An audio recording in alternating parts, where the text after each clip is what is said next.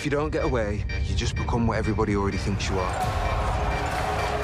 Dante, I know you're just a really weird kid, but... I want to be a poet. I no longer just want this band to work, I need it to work. We'll take over the old world. This Town starts Easter Sunday at 9 on BBC One and iPlayer.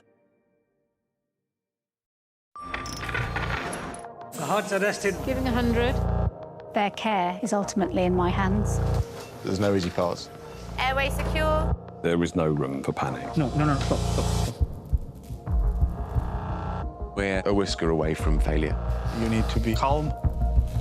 Shocking. There are no backup plans. It's about as high risk as it gets. Surgeons at the Edge of Life starts Wednesday, 27th of March on BBC Two and iPlayer.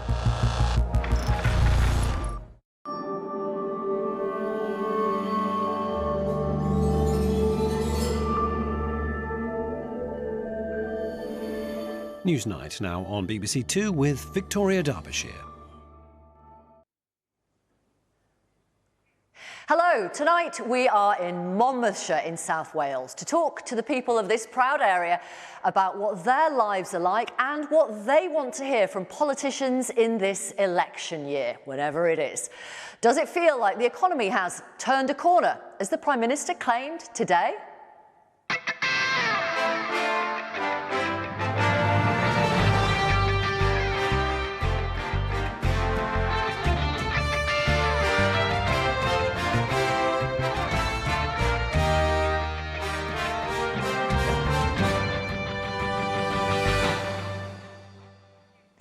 Good evening and welcome to Abergavenny.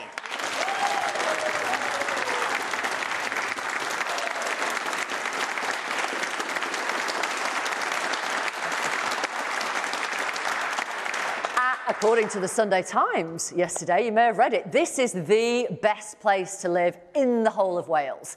We're here for one of our outside broadcasts where we gauge the mood of people who live and work here in the run-up to an election, whenever that may be. We're broadcasting live tonight from a brand new constituency of Monmouthshire in South East Wales. It's the successor to the seat of Monmouth, which has voted Conservative since 2005. And we are here in the stunning St Mary's Priory, which has served the people of Abergavenny and the surrounding area for 1,000 years-ish. We've invited people from all walks of life, all political colours, broadly representative of how people voted at the last election. Some of you are also joining us because you want to raise specific issues, like pollution, for example. As you know, Wales has two governments, the Welsh Government, which is Labour-led, and the Conservative Westminster Government, each one with power and responsibility over different things. The Welsh Parliament is the Senedd. Labour holds 30 of the 60 seats and holds the post of First Minister. As of this weekend, Wales is getting a new First Minister, Vaughan Gething. The party has been in a cooperation deal with the nationalist Plaid Cymru. Will that continue? Well, we can ask, because we have politicians with us too tonight. We will introduce them in just a moment, after we have heard from members of our audience. Good evening. Good evening. It's a good job we rehearsed that, isn't it? Now, welcome all of you. Thank you for giving up your Monday nights. The Prime Minister has claimed today that the economy really has turned the corner, quote unquote. I want to ask you, does it feel like that to you? I'm Peter from Cardiff, about 30 miles from here actually, and I find it's not turned any corners. If anything, it seems to have gone worse. We're finding it to struggle as a business to cope with overheads, etc., service charges. What do you do, Peter? We run a garage business. Right. And it is very, very difficult. We're finding people have very little money now, they've got spare cash, and they just can't afford to have their cars repaired. It's just a big, big problem. So in terms of Sunak saying that we've turned a corner, I frankly can't see it. And Right. I've voted Tory for a long, long time. You have? Yeah, I have, yes, I've for many, many years. So could he, like, for one example, he might say, well, look, we've halved inflation. Like, do you feel that? Do you notice that? you He could don't. say, If anything, it I've feels cut the other national way, Victoria. insurance. Do you feel that? Sorry? He could talk about inflation, he could talk about cutting national insurance. Do you feel those things? Feel those things, yeah, but in terms of actual money coming to the economy, does not feel that way at all. People are scrimping round to get money together to pay for items, even basic items, for food, etc. You've got rents going up, Mortgages are going up. There's very, very little money left in the economy. I can't see any corners being turned. Do you know how you're going to vote at the next election? I don't think it's going to be Tory, I'll be honest, as it stands at the moment, unless there's something, it comes out of the hat, basically, and I can't honestly see that. You know, it seems to be running around. What would it take for you? Sorry? What would it take for you, Peter, to vote Conservative again?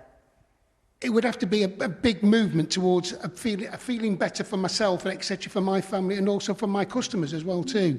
Okay. That would be the thing that would make me vote Tory again. Thank you. Hello, I'm Kate and I also live in Cardiff and I work for a major charity. I have to say I find the Prime Minister's statement that we've turned a corner, also I'm wholly unpersuaded by that. I mean, I'm reasonably lucky in that I earn about the national average wage. It's a single income household and I can manage. I can manage fine, I can pay my bills. But what I found is that I've had to get rid of the fun stuff. Now, I know that that's not much of a complaint, but if the people who are less well off than me, where the fun stuff's already gone, then where does that leave them? If I'm feeling a squeeze, people who are worse off than me are going to be in a really difficult position. And we've seen the absolute normalisation of the use of food banks by people who are in work. And that should shame us as a country. And for some reason, it doesn't. Where's Kay? Hi, Kay. Hi, I'm Kay. I live just up the road in Abergavenny. Just bring the microphone a little bit closer to your mouth, Kay. Okay. I live just up the road in Abergavenny.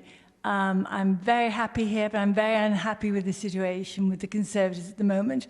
We're not feeling, you know, they might say that things are on the upturn, but we're not feeling it. You know, the shopping, the petrol, childcare, so many things are going up and up and up.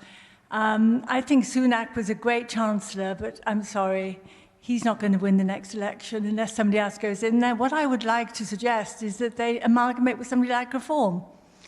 I think they've got a lot going for them. OK, why do you say that? I just like Richard Tice. He seems to get down to the nitty-gritty. I've seen him being interviewed on television. And I think he's a good, honest man. And so you want the Reform UK and the Conservatives to get together?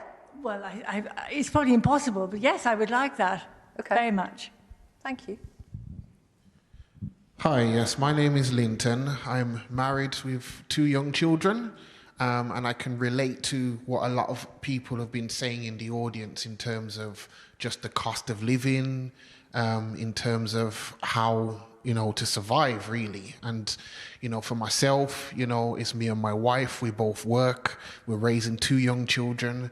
You know, I'm having to work 2 jobs just to be able to keep ourselves going. So double income household, but does it I don't want to put words into your mouth, Linton. Do you feel like you are just existing rather than living? It can feel like that, yeah. Right. And, so what would have to change in the economy that you think would be a positive for you? Because in the budget, they announced the Conservatives announced a national insurance cut.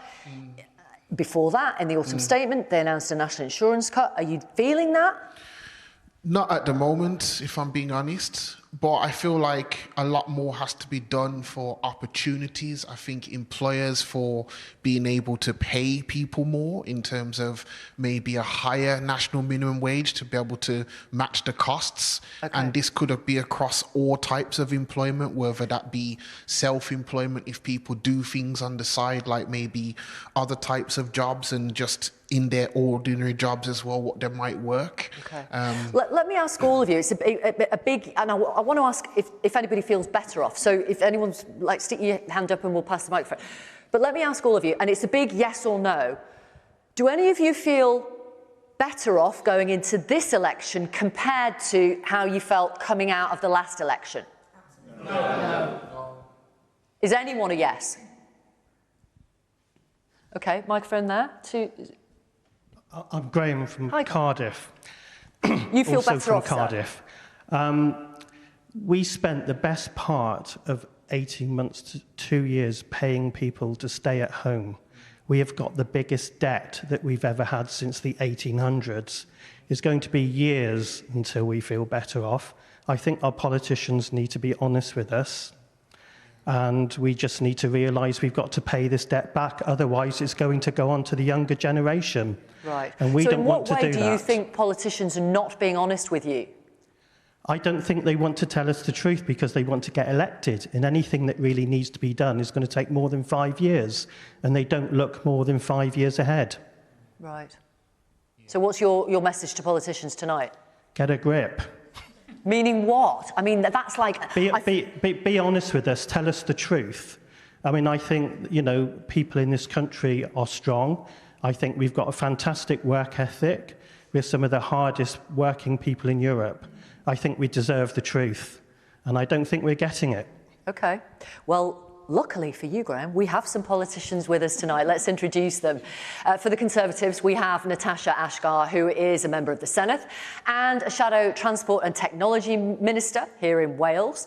We also have the leader of Plaid Cymru, Rhyn ap Iorwerth, who we're going to ask about that cooperation deal with Labour, whether it's going to continue. For Labour, we have Welsh Minister for Health and Social Services, Eleanor Morgan, Baroness Morgan. And for the Liberal Democrats, we have MP Helen Morgan. Welcome, all of you. Right, who wants to be honest then with our audience here tonight?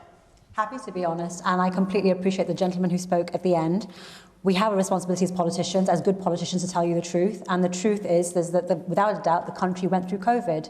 And it's a fact that £400 billion was spent by the UK government trying to help people, trying to support people, ensuring people had furlough, ensuring people had support, particularly when it came out to schemes like Eat Out, Help Out. And these were concepts that were in fact created by the current Prime Minister, at the time Chancellor. And it's a reality. And at the time when COVID actually happened, I was a civilian, I wasn't a politician.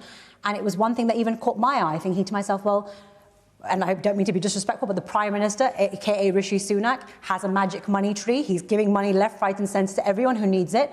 At some point, this money has to be paid back. But where is it going to come back from? I mean, I think, you understand that. We understand that. I think part of the honesty comes down to, for example, Rishi Sunak saying, I'm a low-tax Tory. He's not.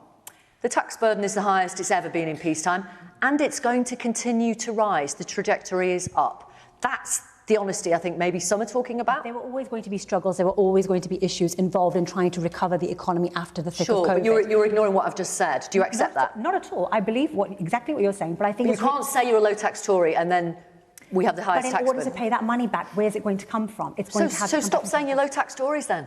But if you want to say that, that's your choice. But I'm personally going to say that we need to actually consider the options to be able to pay back those monies. Okay. I think there absolutely has to be honesty, and it's a scarce commodity. As the IFS said, there seems to be a conspiracy of silence between the two parties. Don't tell me you're an honest politician, yeah? I try to be, but I guess if you go around this audience and think what they think of politicians, they will give you their own answer. Well, they did just laugh at that. I used to be a journalist. I went from there to there in people's eyes. So, listen, there has to be honesty. We do have the highest tax burden, but we have to have honesty that you can't put all of this at the door of COVID. We had that disastrous, very short period under Liz Truss and Kwasi Kwarteng that wrecked the economy. And when you look at how much mortgages went up by and how much that contributed to the cost of living crisis, that is what people are living through right now. And we had this budget, didn't we, of a couple of weeks ago, which wanted to sound like a sweetener with a cut in national insurance, but people aren't going to buy it because at the end of the day, what we've seen there is a budget that sets up £20 billion more in public spending cuts that all of you are going to have to pay for, one through poorer public services, but through pressures on local government leading to an increase in your council tax. That's the lack of honesty of a government that is trying desperately to buy some votes when they've dug themselves into a huge hole. Baroness Morgan. Well, I think the Labour Party is being brutally honest about when we get into government. If the public vote for us, then it is going to be difficult. So there have been real limitations in terms of the promises that Labour is making, because we know the terrible inheritance that we're likely to receive. But they won't answer the question about where those cuts are coming. Well, I think they've been clear. Well, there was a promise, for example, on how much our aspiration in relation to the green economy was huge, and we've had to pare that back to recognise. Sure, but that's a different point. They will not answer the question about where cuts would come if Labour were to win. Well, we've, in the Welsh Government, have had to go through a really, really difficult time in finding the cuts just this year as a result of inflation and the austerity that has been there for 10 years. And that's part of the problem is this is not just cuts now. It's on top of the fact that we've had austerity for so long. We've had Brexit that also had an impact on us. And of course, now we've got inflation as a result partly of the war in Ukraine. So all of these things have meant that it's difficult for us to provide the kind of public services that people expect us to. And would you expect, would it be right for you to tell voters ahead of the election where cuts are coming? Would that be a good thing to do? Well, I think over-promising is always dangerous. It's just a yes or no. For politicians. Well, I think you have to wait until we're ready for the manifesto. We still don't know when the election's going to be. But in principle, is that a good way of being honest with voters, whichever party you're from? I think we probably do need to gear the public up to a recognition that things are going to continue to be quite difficult because of the inheritance that we've got. Not just that it would be quite difficult, specifics, where you'd cut. Well, we've done that in Wales. We've gone through a very, very difficult exercise and people have known, therefore, and have seen where our values are. So we, for example, have spending 4% more on the NHS in Wales compared to the 1% additional they're spending in England. Do people think that question's been answered? No. I'll give you one more opportunity before I move to Lib Dems. Well, I think things will become clearer in a Labour manifesto. Ooh, OK. Helen Morgan is here from the Liberal Democrats. What is your solution? Well, I think we can't tax people anymore to pay for public services. I think that's quite clear because everybody's feeling the pinch. But there are choices that you can make to ease the cost of living crisis that everybody's feeling. And so Liberal Democrats led on the idea of a windfall tax, for example, so that we weren't going to burden the public purse, but we could help people out with their day-to-day bills. And we would have leveraged that more extensively. But people got help with their energy bills, didn't they? They did, but that windfall tax could have been extended. There were all sorts of opt-outs for companies who were continuing to invest in fossil fuels. So more could have been raised and more help could have been provided, not just for people in their homes, but also for businesses who've struggled enormously through rising energy bills. So I think we are honest about the fact that the tax burden is very high, that people are struggling, but there are different choices that you can make and different places you can levy taxes to help people out and to try and sustain public services. Do you want to respond to any of that? Yeah? Hi. Go on. Oh, sorry. Oh, sorry, go on. Hi, my name is Tobias Basting. I think I'm the youngest person here at just the ripe age of 18, and I'm also the Youth Parliament member for Monmouth. In my time being in Wales and living in Wales, going through the pandemic, going through the impacts of Brexit, I have found that there is little hope in the eyes of the young people in Wales and across the UK more generally about how that's quite a massive generalisation, Tobias, if you don't mind me saying. Well, do you feel like you can speak on behalf of the 18-year-olds? I mean, we're chronically online, as people say. We talk a lot amongst ourselves and amongst each other. But when we are coming into a new decade and a new period in our lives, we are saddled with a debt burden, with a crumbling NHS, mental health systems that from the people I've spoken to in my work in Youth Parliament, have failed people. So I say to you as Parliament members that the young people across the United Kingdom find little goods in what you're saying in relation to the future. It's all well and good saying, oh yes, let's cut the national insurance and things like that. But where are young people meant to get our hope from about the future? And 100% GDP to debt burden is just inconceivable to us. Where are we meant to go in our future with this? Is hope absolutely something you should be offering people? And do you... OK, well... Absolutely. And I think that's what I find slightly depressing going into this particular election, in that, yes, the Conservatives are where they are. They have dug this hole. But we're not hearing that vision of an alternative future from Labour either. I was a journalist working in 1997 when New Labour was something, and I remember there was a buzz around it. And I'm not hearing and I'm not feeling that kind of buzz around what will be changed this year. I mean, Keir Starmer will be the Prime Minister before the end of this year. But what hope is being offered to young people, to people of any age, by this alternative Labour manifesto that, frankly, doesn't exist, which is, why my party will say we'll hold the feet to the fire of whoever's in Downing Street. But you're press for that vision, Fair enough, you will hold feet to the fire, but you have been working with Labour in a cooperation kind of deal in Wales, haven't you? I'm leader of an opposition party. I go into politics to do stuff for young people and for our communities, and if we can sit around in the Senate for 5 years doing nothing, as the Conservatives are, that's one way of doing it. Or we can say, shall we try to influence government to do some things, like introduce free school meals, like get to grips with the housing market in some areas where there's been a proliferation of second homes, keeping young people out of the housing market. These are things that we've been able to do and that we're proud of doing. Do you want to respond? We have used this term in the Senate. Okay, so firstly, I totally appreciate where you're coming from, and I'm a resident. I was born and raised in Newport, not very far from here. I represent South East Wales, and for me, giving you hope is the exact reason why I got into politics. I'm a victim of brain drain. I left Wales. I spent 18 years away from here. Why? Because the salaries here are lower, because the opportunities for me for my career were not here when I was growing up, and I want to create that Wales better for you. You're talking about a lot of issues. You talked about NHS, you talked about education, you talked about opportunities. These all issues, including the economy, which you touched on before, are all devolved issues here in Wales. The people responsible for this are not those sitting in number 10 or in Westminster. They're sitting right here on this panel next to me, fobbing the blame off on me and on Westminster, as they have done continuously, whether they're in power in Labour, whether they're the Plaid Cymru coalition, cooperation, rainbow government, whatever you want to call it, they are the ones responsible for it. And it's about time they stood up and took responsibility for it, rather than blaming Westminster for shortchanging them, for not creating opportunities. The Prime Minister alone today announced 20,000 apprenticeships. These are opportunities. The funding is coming from Westminster. I wish the Welsh Government and Plaid Cymru and those others who have been in power actually stood up, smelled the coffee and made a change and a difference to create a better future for you. Well, I'll tell you what. We delivered 100,000 apprenticeships in the last term of the Labour government here in Wales. So your 20,000 is scratching the surface. It's worth mentioning compared the budget for apprentices this time round. If you don't mind, back to you on that. If you don't mind, 100,000, that makes a huge difference. And you're talking about population about 60 million. We've got 3 million here.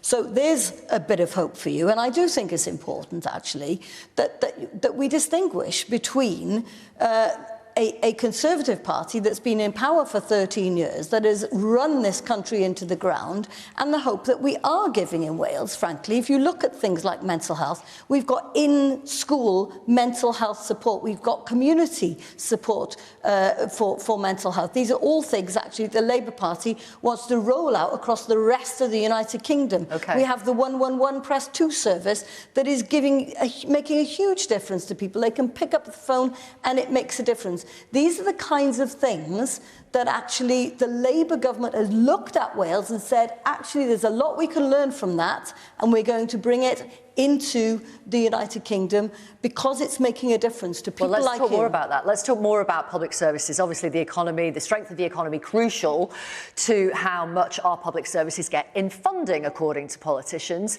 So let's talk more about public services in Wales. How are things in the NHS, for example? How are things in schools?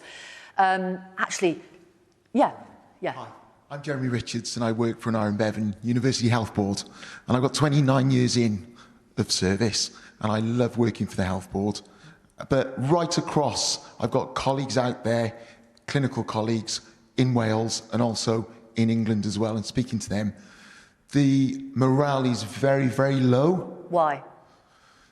I was talking to a colleague recently and I said, what would change that? And she said, happy patients. And that really resonated with me. Are you ever going to get happy patients, And I said, how are you going to do that? Yeah. And she said, more doctors, more staff, more funding. Whatever the funding that we've got now is not enough. And I think we just need to get back to basics and put more and more funding into NHS. Okay. Pass your microphone to I know we've got a GP on the front row. Hi. Hi, Rowena Christmas. I've been a GP in a little village just up the road for 25 years, and the changes in those 25 years are just extreme. And it's exactly as Jeremy says, one of the things that really hurts my team and GPs across the UK, I think, is how constantly we say sorry. You know, I get into the surgery at 7:30 in the morning, I leave about 8:30 at night, and I'm pretty flat out the whole way through. But I'm constantly saying, I'm so sorry you had to wait 4 weeks plus to see me. I'm so sorry I've kept you waiting for 45 minutes to see me, because even with 15-minute appointments, the patients I'm seeing have got such complicated problems that I can't do everything in 15 minutes. You constantly feel this sort of moral distress of not doing a good enough job despite doing your absolute best. And can I ask you, Dr. Christmas, what you want and where you think responsibility lies? Because just over 80% of the Welsh Government's £20 billion budget comes from the UK Government at Westminster, but obviously Welsh ministers decide how it's spent. I think we understand that there is a finite resource. There is only so much money.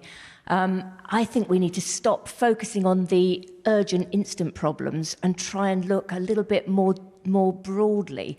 If we can invest so that we can prevent problems, you know, and we can do that really well in the community. If I had somewhere where I can, you know, we work hard at stopping smoking, at helping people with alcohol problems, trying to help people get fitter, healthier lives. If we can invest in that stuff, then we can stop people needing to go into hospitals, and then the people that have to go into hospitals will have beds to go into. Yeah. And equally, we want to look after people closer to home. We want to keep people with chronic illnesses. We've got an ageing population, often living with lots of illness. We want to look after them in their own homes. But to do that, we need to invest in the community. And £1 spent in the community goes a lot further than £1 spent in a hospital. If we can keep people at home, they're happier as well. That's what our patients want. And then we get our happier patients. Why do you do the job you do if you're constantly having to say sorry to people? Because I say sorry a lot, but I also have the best job in the world. And honestly, every single day that I go into the surgery, there will be at least someone who says, thank you, you've really made a difference. And you can't get a better job than that. It's a wonderful job. Okay, fair enough.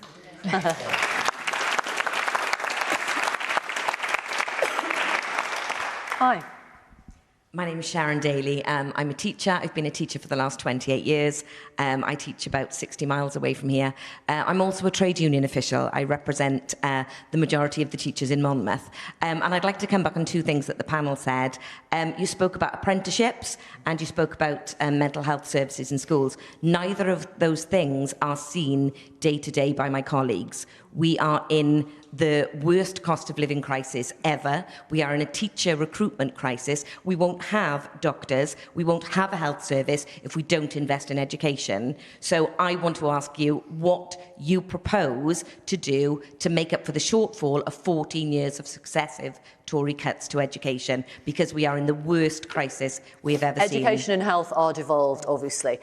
But 80% of the funding, as you said, comes from Westminster. Absolutely, but the Westminster government, Conservative government, would say they have ring-fenced NHS spending and education spending. That is not what we are seeing on the chalk face. Sure.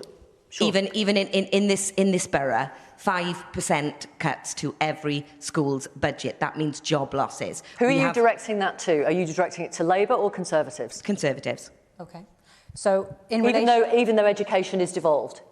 But as you say, quite rightly, the majority of the funding comes from Westminster. You cannot spend well if you don't have enough to spend.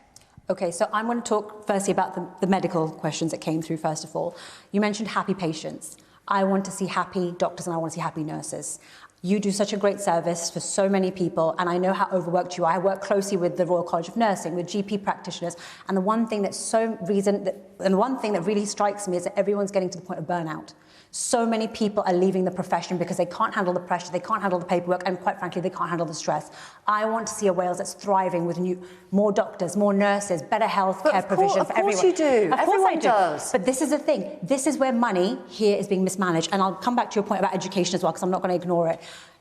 You're right, absolutely right. health and education are devolved, but the way that the money that's been given to Wales by Westminster has been so badly mismanaged, it breaks my heart to sit on those benches in Cardiff.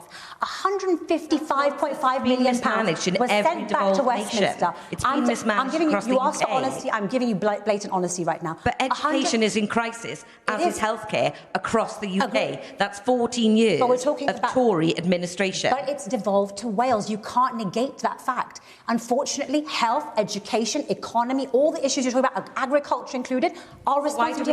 Why do we have the same problems in the NHS England and in the education service in England? So you want to talk about NHS? Fine. Okay, so for every pound that's spent per head in England, Wales is given £1.20. But that's not being spent per head here. Only £1.05 is being spent. Why? Where's the rest of that money going? Why is it not being given to the NHS? Okay, well, Why is it not being given to other areas? Let's hear from Labour. Just let me give you some facts for our audience across the country. A higher proportion of people in Wales are on waiting lists compared to England.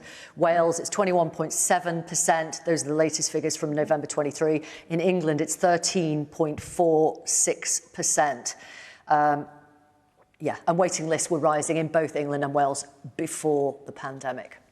So we see in Wales, we have 2 million contacts per month in a population of 3 million people. The demand for our services is absolutely insatiable. So we're trying to manage that, and one of the things we're doing, we're employing more people in the NHS than ever before, 105,000 people now employed in Wales. We are recruiting, we are training more than ever before. If you look at what we're trying to do in terms of shifting to that preventative approach, then we are trying to do that. We've changed the GP contract so that now the 8 a.m. bottleneck that you've seen in England, people are screaming about it, we've more or less got rid of that in Wales. There's very little noise around that in Wales. You've got 60% of the people who live on the border, so you've got 60% of the people in England who are living on the border, compared to the ones living in Wales, they are registering with GPs in Wales because they're more satisfied with the service.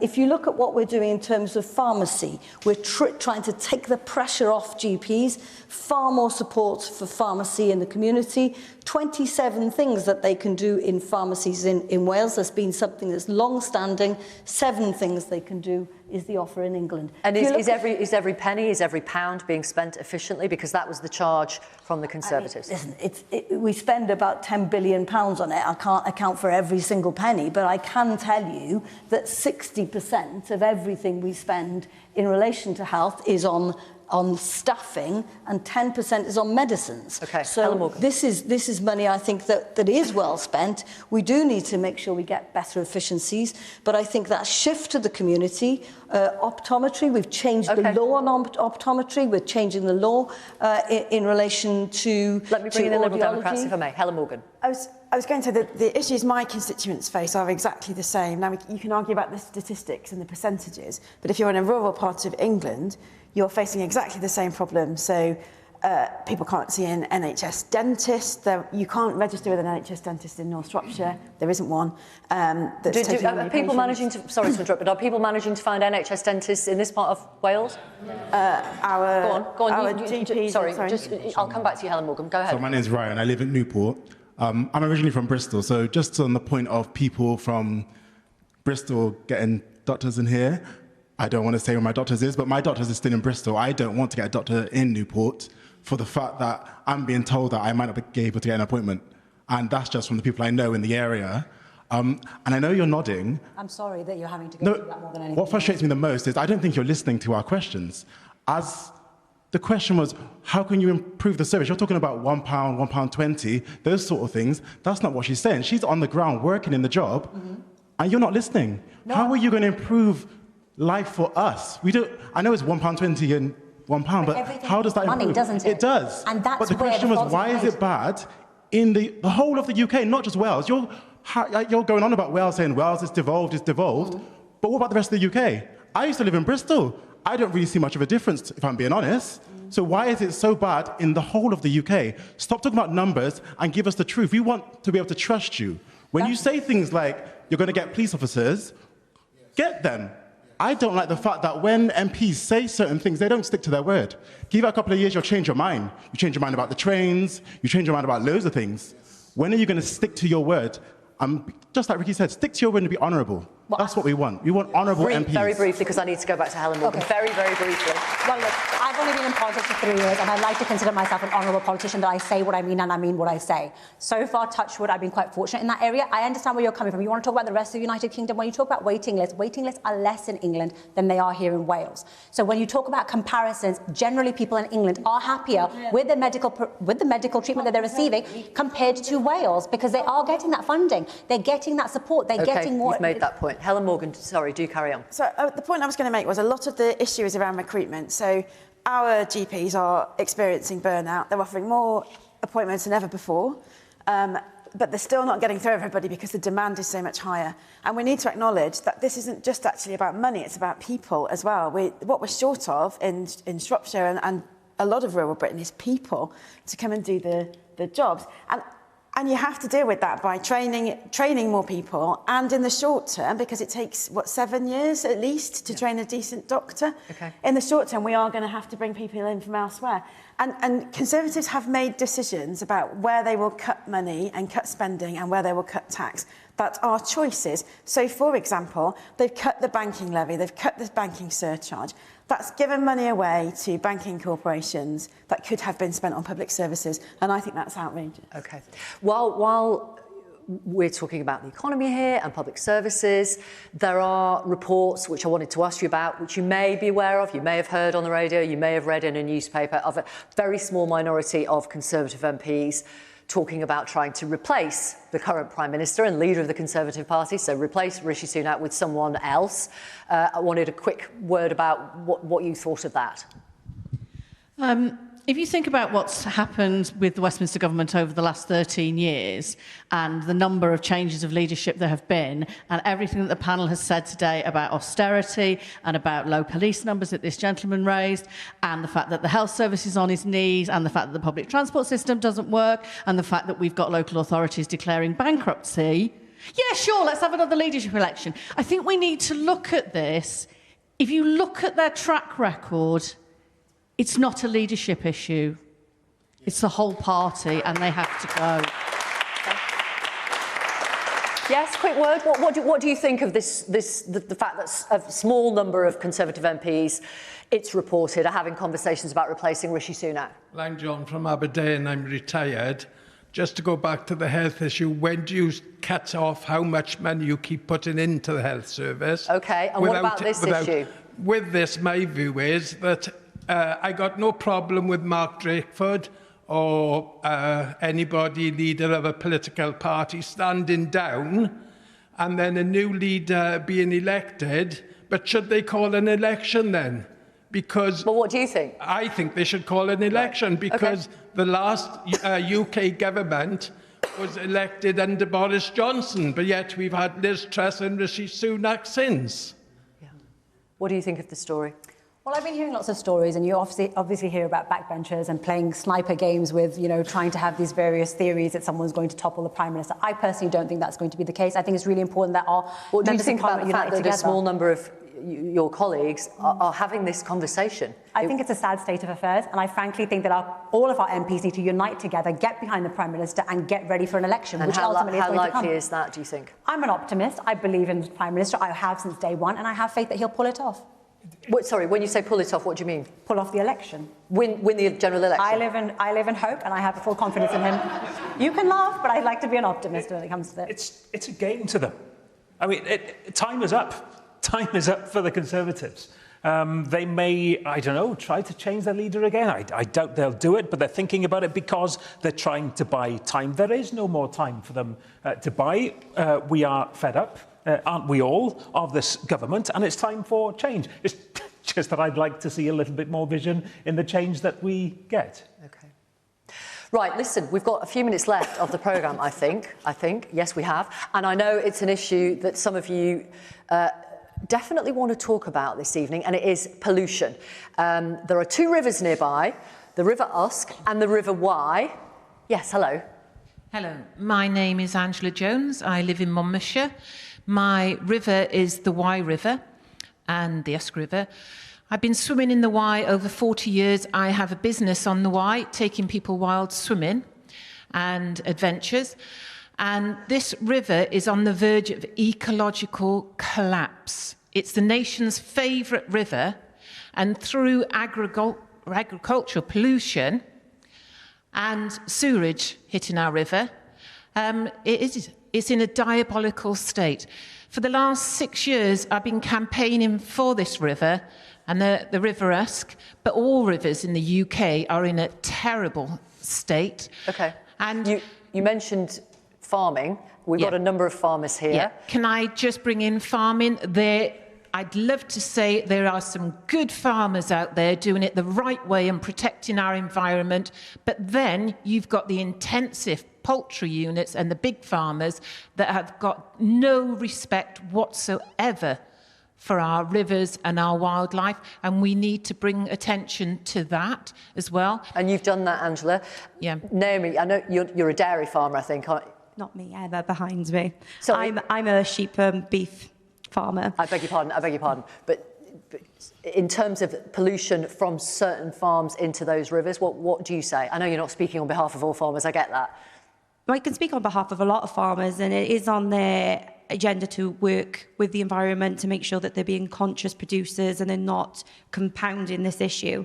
I live in this area. I drive past that river every day on my way to the farm. It is beautiful. It should be protected.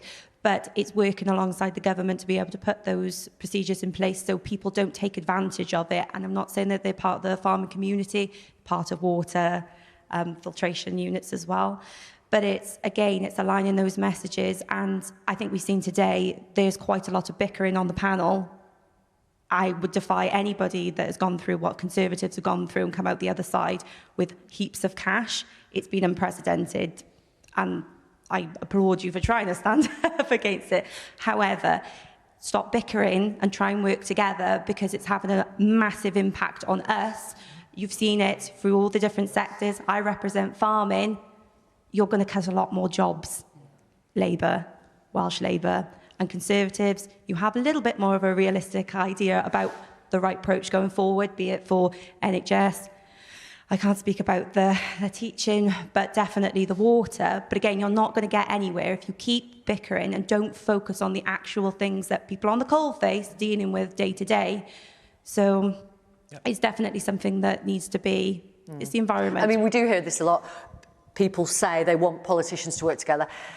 We've had cooperation agreements. We are working together. Where we find things in common. Is that going to continue? Obviously, we had a coalition government between 2010 and 2015, Lib Dems and Conservatives. It didn't do the Lib Dems any good in the 2015 election. But, sorry, is that cooperation agreement with Labour in Wales going to continue under Vaughan Gething? I mean, that's a finite length, and it's due to end later on this year anyway, and I'll sit down with Vaughan Gething and see where we're at with the agreement. The key thing is where we can work together, we do so because we think about our ability to make a difference to our constituents and people length and breadth of Wales. But you don't listen to us, and much to this gentleman sat next to me, Ryan, earlier on, you're not listening. I absolutely understand why people say that. I assure you it's not listening. Quite often there's frustration at an inability to come forward with the answers that can make a difference. You know, when we talk about teachers' jobs, when we talk about health, for example, I can see that we have massive problems with unsustainability in the workforce, and pay is a part of that, but it's getting support to teachers and to doctors. How do you mould that at a time when and I'm sorry, Natasha, there has been a massive cut in public funding? These aren't easy answers, but we have to keep on working together and to try to find answers to them. We're almost out of time. I want to hear from the Lib Dems again to give you equal airtime. So two things. We've been campaigning on sewage for 3 years. I think we were the first party to recognise the severity of the problem. We need to invest in the technology around farming. You can do things like remove the phosphorus from animal slurry, which would help with a lot of agricultural runoff issues. But most importantly, we need to deal with the water companies who are pumping human effluent into the rivers and making huge profits. Their profits have doubled since 2019.